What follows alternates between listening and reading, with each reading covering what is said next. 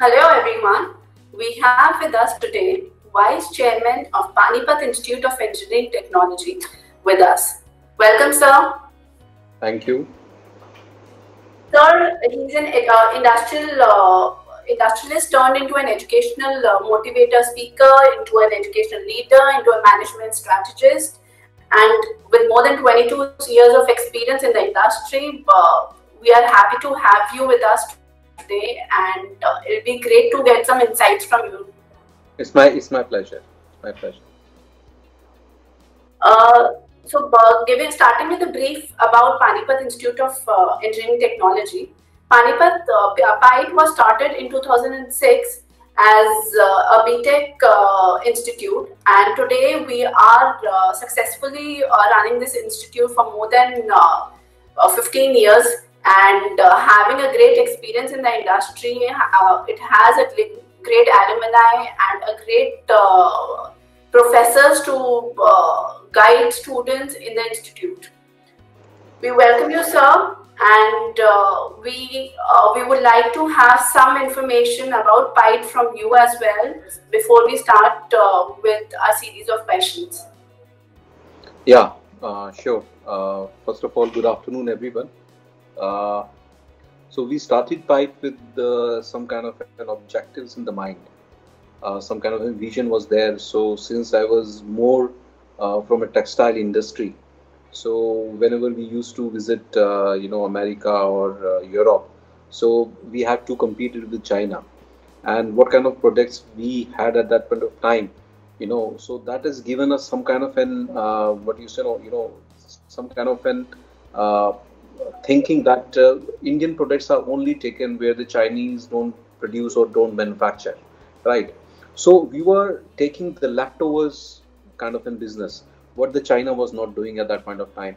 So one thing that's strike my mind was, why we are not innovating, why we are not producing something worthwhile, so that the world market start accepting our textiles product because of its quality, rather than no one is producing and then you are doing it, and then you're saying, okay, fine, you are exporting this kind of a thing to these many countries. So that was the kind of an feeling which led to the foundation of Panipat Institute of Engineering and Technology, and earlier its name was Panipat Institute of Textile and Engineering. But later on, the people started to have that kind of a perception that this institution is primarily only dealing with textile, so that we have to change its name to Panipat Institute of Engineering and Technology. And now we have multiple branches of engineering, and we are doing very well in computer science, electronics, and management fields. And uh, today only we have got approval for our degree college also. Uh, Last year we have started a diploma of pharmacy. This year also we started a bachelor of pharmacy also. So now it is a multidisciplinary college. So it is no longer only a textile or BTech college. So we have the maximum number of seats in management department at undergraduate and postgraduate level also. And we are the most sought after college in the whole Delhi NCR and Haryana. And we have got our CSC department accredited by National Board of Accreditation, so which is only one of its kind in Haryana, where a private engineering college, any particular department, is accredited by NBA. Apart from that, we are the proud winners of Smart India Hackathon, and we made the record of like 11 teams. They got into the grand finale of Smart India Hackathon, which was just concluded, and we won three prizes in that particular competition, which is again a distinction in its own. So because these kind of things, like where student innovation comes in and where student participation comes in, so we don't leave any stone unturned, and these kind of legacies that we are carrying forward.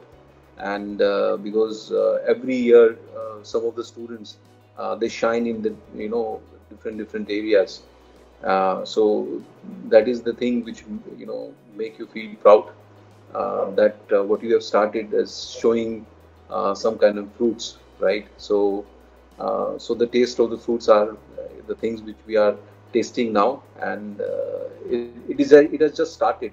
So the blooming has just started, where it has given started, giving some kind of fruits. So let's see what all different kind of fruits is gonna bring. Great, sir. So being in the education industry for so many years now, what is that key factor which actually keeps you connected with this industry? See, the most important aspect is that innovation, that freshness, that kind of an youth exuberance that always keeps you moving, right? So that kind of an when you look at the eyes of the students, they have some kind of an dreams in their eyes. When the parents come with their kids and they tell me, okay, fine, so this is what my child is, and he wants to be like this and this, and the students, and sometimes the parents, they are not very much clear about like what they want to do. So if you can contribute something and make their careers and turn their career around, so that is kind of a thing, because you see that you are changing lives, right? And there is so much onus on your shoulders. There's so much, because you have to share that responsibility. And if you see the things changing, it gives an immense, pleasure and what is the satisfaction that the students are doing really good. And this is the kind of an effort which has made this kind of an results, which keeps me moving and attached to this kind of an system. Otherwise, we are basically into a textile business family. So, and this thing is keeps me more towards education than anything else. Yeah. In continuation with the previous question, sir, so being the vice chairman of PIDE, what is your philosophy of leadership, if I talk about, and how would you describe your leadership style? See, I have always trusted people. I always, want that people should own whatever they want to do. If you are not 100% involved in it, if you feel that you are doing it for someone else, and if you don't lead it by example, so first of all, what I feel is you should have a belief in yourself, whatever you want to do. And then you have to give that kind of a belief to your people, right? Your team members. And, then you have to empower them, right, with all the things, so that they can walk hand in hand with you, right, shoulder to shoulder in shoulder with you. So this is not a kind of thing, okay, fine, where you want to do everything yourself. So it is about team, and how you can make team, how you can build team, and how you can convince people that they start believing in the organization objectives, right? Organization vision. So first you have to collaboratively make a vision, right? It could not be your vision alone. So when you are a team, then you have to take into account what the other people think about, and then just come at a conclusion, just have a kind of a brainstorming, involve people into a decision making process, and then then you just walk with them. So that is what I have always done, and I cherish when the people do brainstorming and they come at a particular system and all say, okay, fine, we can do that. Sometimes people don't have that kind of confidence. Then you have to instill that kind of confidence and believe, okay, fine, we can do it. We have that caliber, and we should go for it. So that is how the teams are made. So definitely the quality of a true leader is what you have in you. And so coming to my next question, how do you strategize about the key programs and the plans for the marketing and administration of your institute? See, what I feel is like if you are into education, so the most important aspect is your teachers and students, right? If you can figure it out, okay, fine. If you want to advertise in the newspapers and the channels and this and that, so these are all short-lived. The things which is more organic, which the people believe in, so that is your the students. These students act as ambassadors, right? The same way is the teachers, right? If you treat them well, if you pay them well, then these teachers and the students will go out and tell to the people, the word of mouth publicity kind of thing. So this is more organic. And how you can remain in touch with the teachers who have left your institution for certain reason or other, and the students who have become the alumni of yours, but they are working worldwide, so how well you can get them connected to your institution. So I guess these are the two major things, I guess, which can uh, make a very different trajectory for any particular institution, because what I feel is the most precious resources you have in your organization. So the rest of the things are short-lived, and they are costly, but in this way, whatever you are investing on the students, you are making good use of your resources. So you must invest, you must give it to the students, right? Instead of giving it to any form of advertisement, I would recommend the people start investing in their resources, whether they are teachers or the students, right? So the teachers are the machineries and the students are the input into that particular machinery. So if you really want to have a good institution, so the output is the utility of both of these things together. So how beautifully you can have that kind of a combination done, so that will make your products shine. So the education system in India and in other foreign countries are structured very differently, if I talk about. So in your experience, what can an inbound student gain from studying here in PITE? See, because I have studied at, during my school days, I was in Panipat only. So then there was a culture shock when I moved to Delhi for my graduation. So after that, I moved to Europe for my post-graduation. So I've seen that kind of a transition which takes place when you move out, and when you see, education structure down there in, in US or Canada or UK, Germany or Australia. I've been to almost like 40, 50 world top universities across the globe. I've been, the member of the delegation. I went with the AICT chairman or UGC chairman and other members in our team. So they were, we have visited Oxford, Cambridge, we have visited Waterloo, we have visited not many universities which are there in the top rankings. What I've seen is like they are going on education 4.0 particular thing. So which talks about flip-based education, which talks about blended education, which talks about project-based learning, which talks about experiential learning, right? So these kind of things which are far away from rote learning, and they talk more about sustainable learning kind of process, where you have that kind of an academia and industry linkage, right? So every particular lab is being established by industry rather than an institution. So it is more about that kind of a connection, which brings in some kind of an sustainable outcomes, right? But in India, after the Britishers left, and before that also, because we were not independent, so all these kind of industrial revolutions have not resulted into any kind of an gain in the education system in India. And we were adopting education 2.0, wherein we've been focusing more about rote learning and things like that. But we have shifted gears from the last 2 years. But now with the advent of the new education policy, so which has also given that kind of a shift to an Indian education structure that is also related with education 4.0. But still there is a lot of things which need to be required to fill in the gaps. But definitely this kind of an education policy is a step forward in getting into this education 4.0.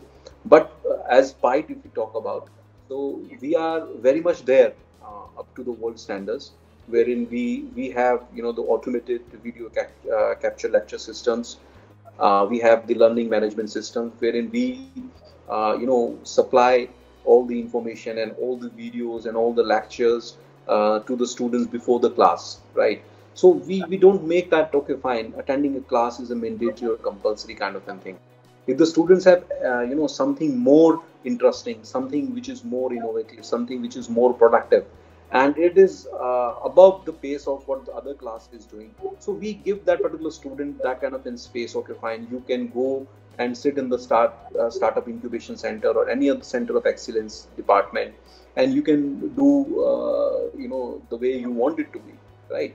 Because what I feel is the students are coming to the schools or colleges for interaction, not to listen to the lectures, right? So that is the gone days, wherein like we want like the classes should be very pin drop silence kind of thing, where the students and the teachers don't interact. So for the flip-based education, you need to have some small group of classes wherein you are interacting. The teachers are interacting with the students are interacting with other students. Whenever this kind of interaction happens, right? So this kind of an, it should not be a monologue. It should be a dialogue where everyone is interacting, right? When you interact as a human being, you are a human being. You're not a machine, right? You're not programmed that, okay, fine, you have to be silent. Now you have to speak. Now you have to do this, right? So you're a human being. So you should have that kind of an, system in where you are independent, right? So you should interact, right? So you should have that kind of a creativity aspect. So because what Education 4.0 talks about is, it talks about, okay, fine, because man has made machines, right?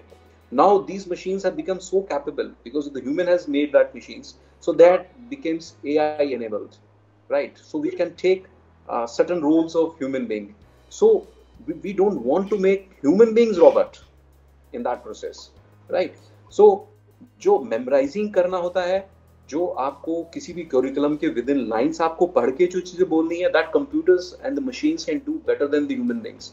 Then why we are doing all these things according to like what the machine does for us, right?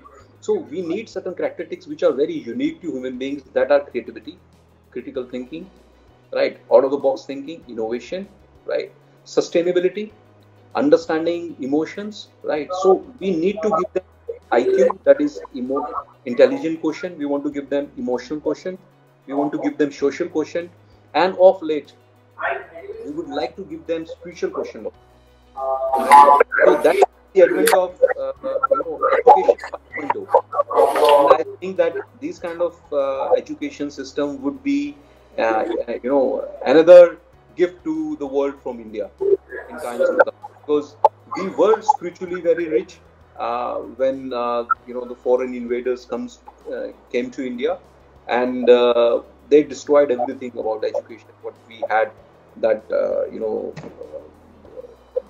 was a beautiful education system and connection between the gurus and शिष्य, and हम उनको उसी आधार से पढ़ाते थे, specialisation कराते थे.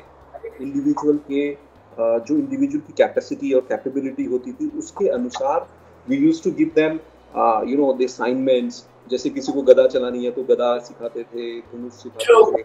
तो हर एक को एक चीज नहीं सिखाई जाती थी, तो सबको उसके कैपेबिलिटीज के हिसाब से उसको एक असाइनमेंट दी जाती थी. और यही है जो आज का एजुकेशन 4.0 है, that talks about it, that the learning should be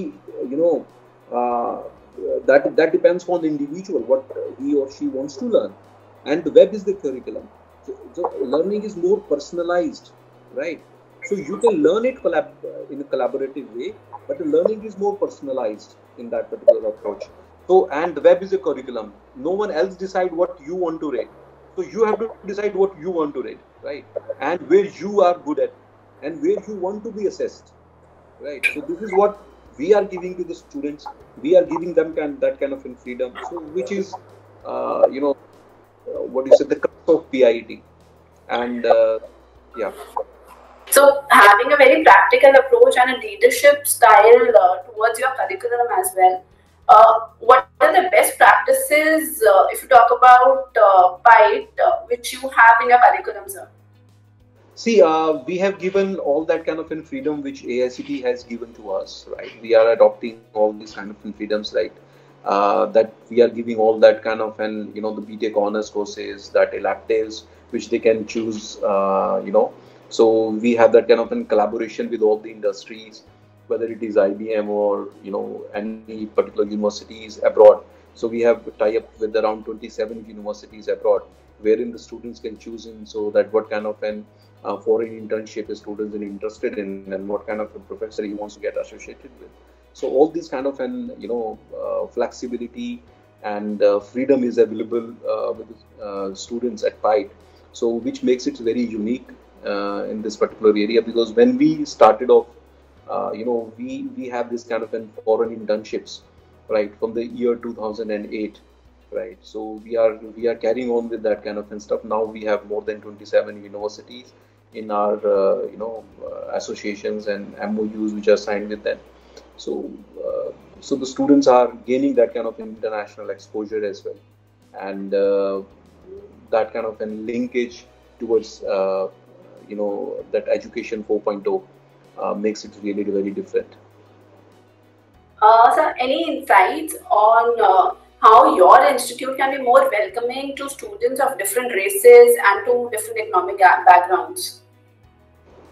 See, we have recently launched, PCAT, which is a Super 30, kind of an initiative, wherein earlier we have launched PIDEQuest. So these kind of an initiatives which we keep on launching and adding, into the recruitment process, so that it's become more welcoming to the students from financially downtrodden classes, where the students who really want to do well, but they are not able to afford the fees. So we are giving the 100% financial aid to these 30 students.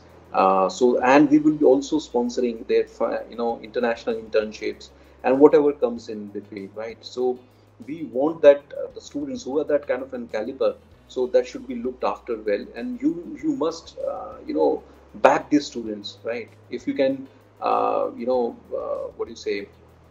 locate this kind of a talent. For that we have that formulated kind of a test, wherein we just not only see their marks, we see their personality, we see that how good they are at projects, how good they are into real experiential learning kind of and stuff.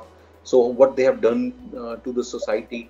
So whatever the the possible traits of education 4.0 talks about, so we have that kind of an eligibility things built up in that particular aspect, so that we get the best input, and in this way we are also helping the society and the students who are not that well off, and we are giving some kind of a scholarship to international students also, that you have that kind of a mix into our system, right? Because what I feel is through interactions, through this culture exchange, the people learn a lot, right?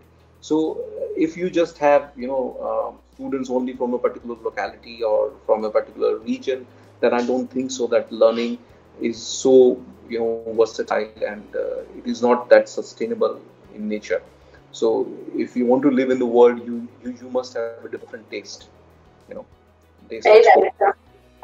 So what do you think should be your institute's top priority over the next 10 years?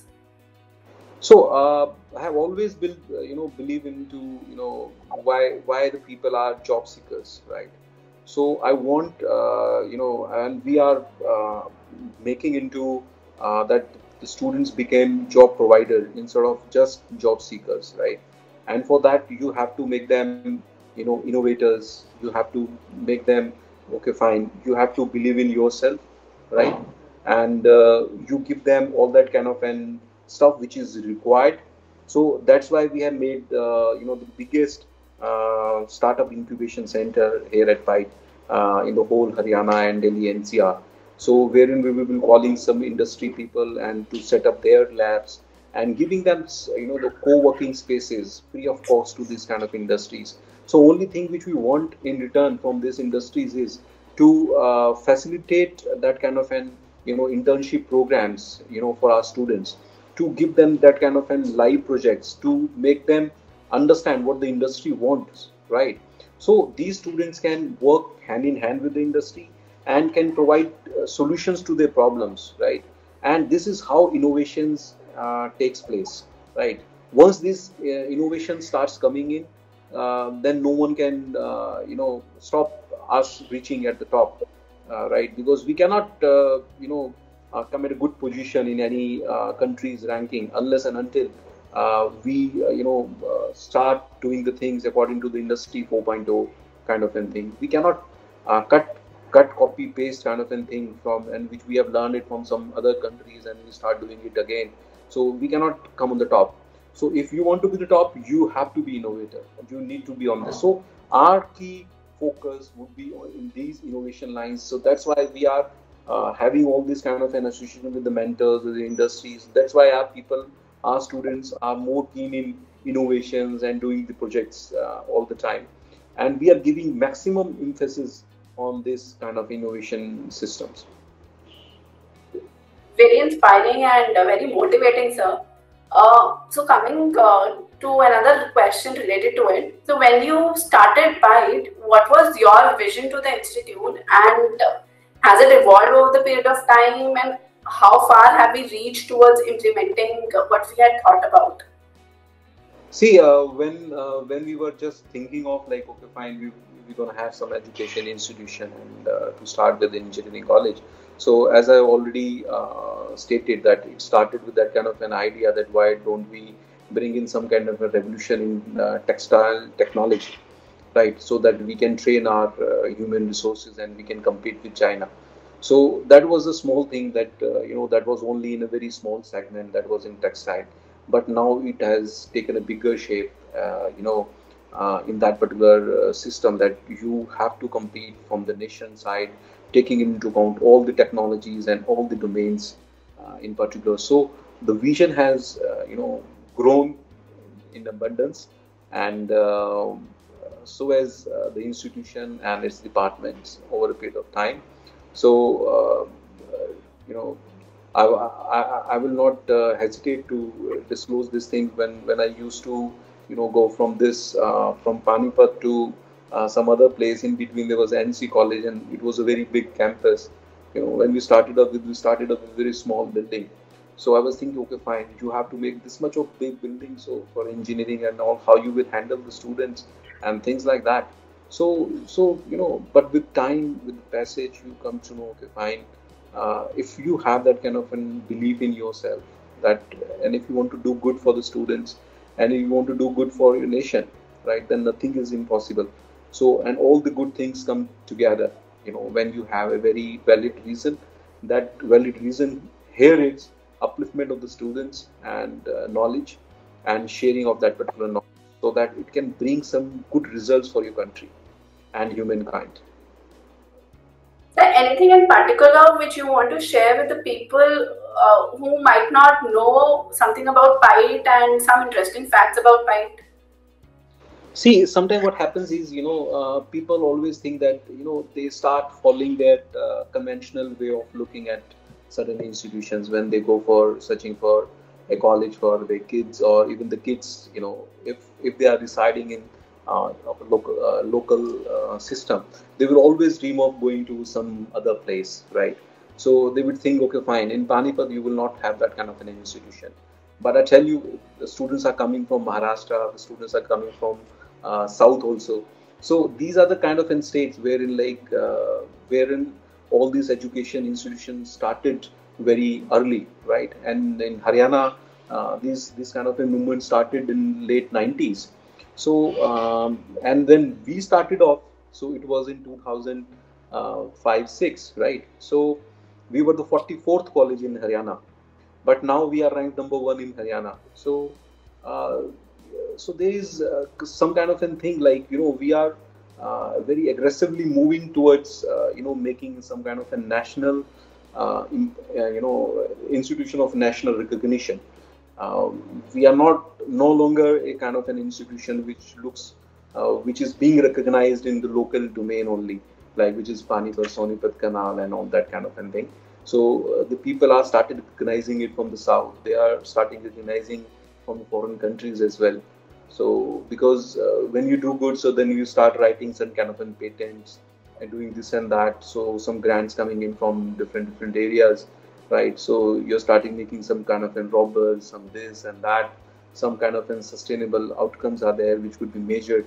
So definitely the people take notice of it, and in times to come, even I don't think so we will be in competition with NITs or something.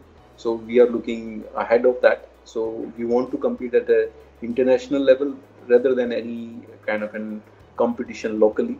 So because we believe in innovation, we believe in you know what do you say, the things which is more sustainable. So sustainability is the key, because the things which you forget after a semester or 2 semesters or 4 semesters, I don't think so you should learn that, right?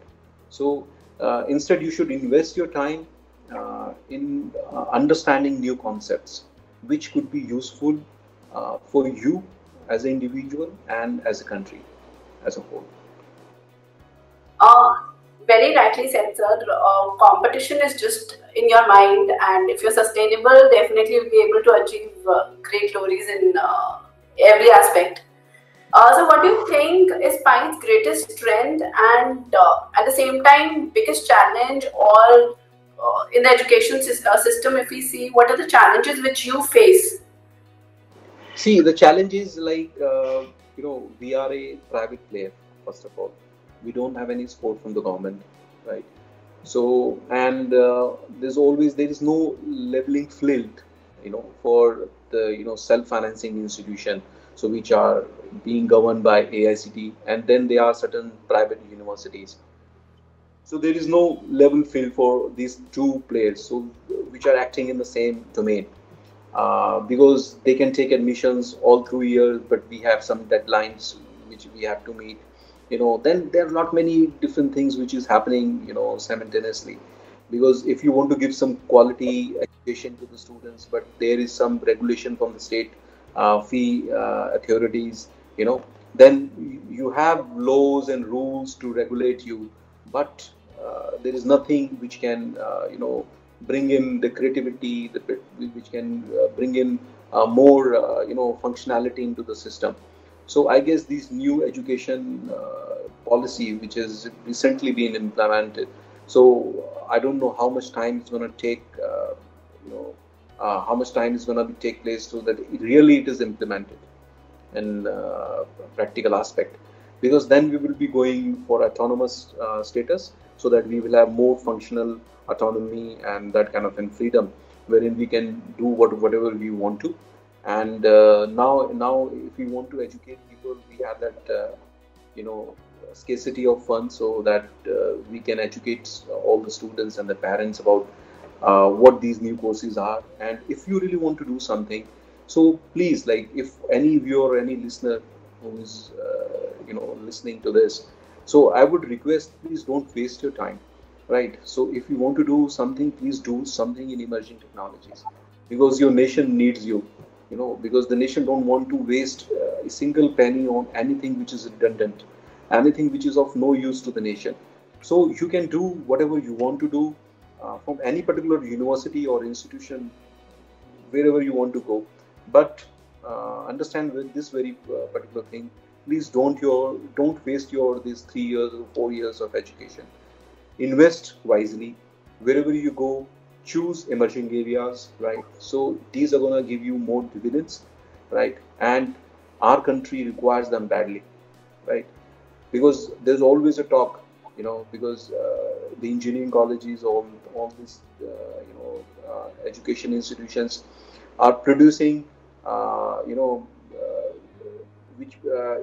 producing graduates which are not employable, right? Which the industry doesn't want. But I tell you, if you don't choose the right kind of courses, then these institutions will start giving you these kind of degrees which have no value. So start demanding some degrees and the courses which has certain values, right? Which adds to your skills, right? Which adds to your knowledge, right? Which can really help our industry grow in times to come. So that is what the key is. Some of your plans we want to hear from you, which you're currently designing for PITE and for its students. See, we are focusing more on artificial intelligence, machine learning, blockchain, augmented reality, virtual reality, and mixed reality. So we are making certain labs for the smart cities. We are making labs for the 3D printing. So we are having the state of the business modeling lab, with world top universities. So wherein the students can interact with the faculty worldwide. So this is what we are doing, and we are doing it very passionately, right? So whether it is into business analytics or into these new more domains, because this gives you very positive vibes that okay, fine. So these are the things which the world is talking about.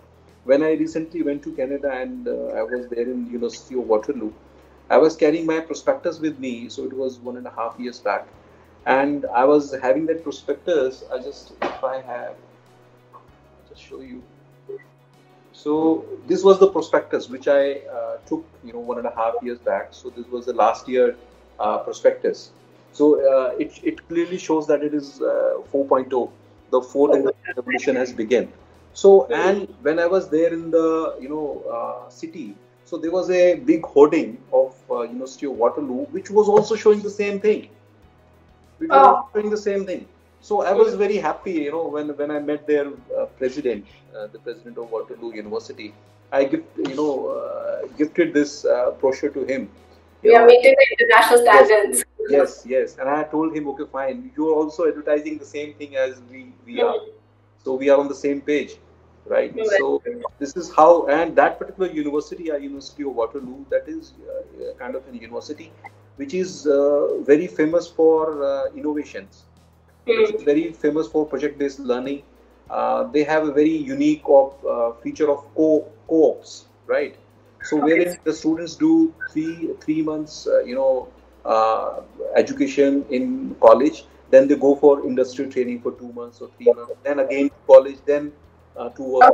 So they keep on doing that kind of thing. So they validate what they have learned from education to industry and industry to education, right? So this is what the kind of things they do, right? And they are more into these research systems and things like that. So this is how it is. Great, sir. Not taking much of your time now. Just last few thoughts of yours on the current students and anything which you want to say to the nation about the current situation and how we can cope up with it. You mean to say about COVID? COVID, as well as your last thank you note kind of a thing to the students, and some inspiring thoughts of yours. Yes. So the world is always change, right? Nothing will remain constant. So now this is a very different experience for all of us together, right? So even for the students, they are more anxious. They are, they have these kind of questions coming in their mind. Okay, fine, what's going to happen? So by this time, usually we start off with the the regular classes. But the thing is, now the students are there at the class, at the home. They don't know what to do, where to go, what to join. But this has also given a new dimensions to education, right? So the people who were not budging towards education 4.0, they have started realizing the importance of this virtual interaction, like the way we are holding this kind of an interview. Otherwise, if you had to come down to Panipat to take an interview, it would have taken your whole day. But now it has saved time, value, and money, right? And the less of fuel is being spent on this kind of thing. So there is more value which is given, more value which has come into this particular system. Now, if we talk about, like earlier we were doing, learning management system, like where we were recording all the classes through the automated capture lecture system. Now we are interacting with the students through Microsoft Teams and this and that. We are calling our alumni, whether they are based in, US or Canada or Singapore or whatever places they are. So they are interacting with the juniors, right? They are sharing their experiences and knowledge. So the things are changing, right? So you have to be positive. You have to understand this particular concept. So earlier you were using only one arm, right? And now someone has asked you, okay, fine. Now you cannot use this particular arm. Now you can use your left arm, right? So now you have started in learning how to use your left arm. So now you are equipped with your both arms. Now you understand the importance of your both arms, which you can use them wisely. So this kind of an pandemic, this kind of an situation has, made you equipped with the two things which you are having, but you are not knowing about them. So, everything gives birth to, the new opportunities. So what I think is, this is a very, you will remember it for your lifetime. You will tell stories to, the next generations about how you have coped up with this kind of things.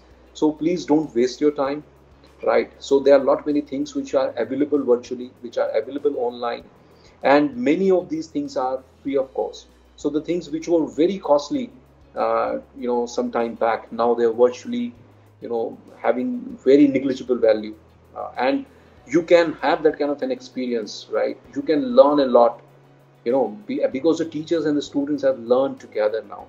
The teachers who have not ever experienced this kind of a virtual meets, they were learning with the students, right? If sometimes the students were taking the teachers out of the class, by deleting them, and it was a very funny situation when all started. But they all have learned together, and this is how life is.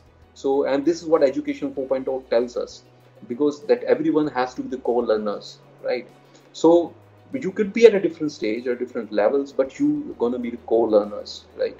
So the things are changing, we are evolving, and as a human being, so you have to develop, the traits of human. So you never forget that you are not a machine, and you are there to make machines. So keep making machines, but don't make yourself a machine. So this is what I would tell to all the listeners and the viewers, because being a human being is very important, right? So never lose that human touch, that sensibility, that looking after your parents and having that emotional touch, right? Because the machines cannot give that, and no one can replace your emotions and your touch, and your feelings toward your family and to your nation. So just have that faith in God, and everything is going to be okay, and everything going to be streamlined very soon. So wish you success and love, and may you rise there in your life, and nothing can stop you if you have that kind of belief in yourself that yes, you can do it. Thank you so much, sir, and thank you for spending so much of time for us. And it was lovely having a discussion with you. We've learned a lot of things, and I'm sure the viewers will also learn a lot from this video. Thank you so much, sir. It was pleasure, be there on this virtual platform and interacting, and I hope that I could be, it could be very it could give any kind of an useful learning to anyone who has heard this. So thank you for having me today.